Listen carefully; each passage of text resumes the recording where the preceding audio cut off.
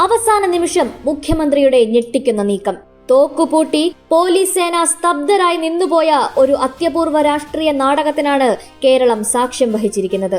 മുഖ്യമന്ത്രി വി.ഡി. സതീശന്റെ ഒരൊറ്റ ഉത്തരവിൽ പോലീസ് സേന കെട്ടിയുയർത്തിയ സുരക്ഷാ കോട്ടകൾ നിമിഷ നേരം കൊണ്ട് തകർന്നടിഞ്ഞു.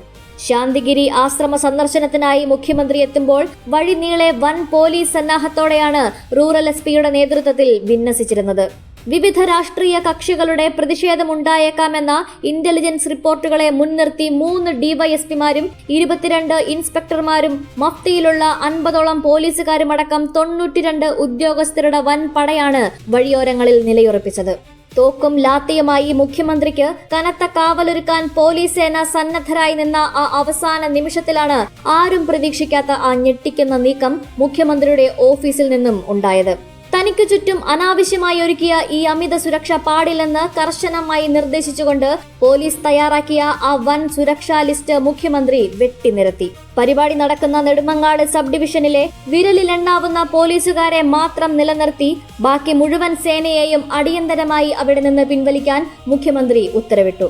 മുന്നിൽ ഒരു പൈലറ്റ് വാഹനം മാത്രം മതിയെന്ന് മുഖ്യമന്ത്രി വാശി പിടിച്ചെങ്കിലും ഒടുവിൽ സുരക്ഷാ പ്രോട്ടോകോൾ മുൻനിർത്തി ഒരു എസ്കോർട്ട് വാഹനം കൂടി പോലീസ് നിർബന്ധപൂർവ്വം ചേർക്കുകയായിരുന്നു. പോലീസിന്റെ അമിത ആവേശത്തെയും തോക്കിനെയും പൂട്ടിച്ച ഈ ഒരൊറ്റ നീക്കത്തിലൂടെ വി.ഡി. സതീശൻ കേരളത്തിന് നൽകുന്നത് വ്യക്തമായൊരു രാഷ്ട്രീയ സന്ദേശമാണ്.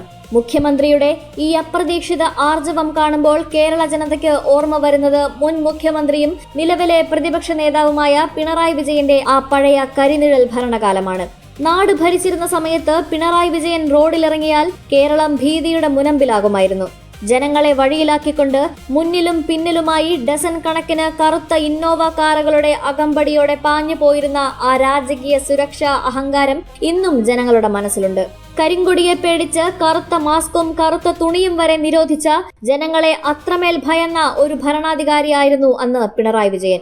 സ്വന്തം ജനങ്ങളെ ഭയന്ന് പോലീസ് കാവലിന്റെ കോട്ടയ്ക്കുള്ളിൽ ഒളിച്ചിരുന്ന അന്നത്തെ മുഖ്യമന്ത്രിയിൽ നിന്നും തനിക്ക് നേരെ ഉയരാൻ സാധ്യതയുള്ള പ്രതിഷേധങ്ങളെ പോലും തൃണവൽക്കരിച്ചുകൊണ്ട് പോലീസ് പടയെ വെട്ടിച്ചുരുക്കാൻ ഉത്തരവിട്ട ഇന്നത്തെ മുഖ്യമന്ത്രിയിലേക്ക് കേരളം എത്തുമ്പോൾ തകരുന്നത് പിണറായി വിജയൻ കെട്ടിയാടിയ ആ പഴയ ആഡംബര രാഷ്ട്രീയമാണ്.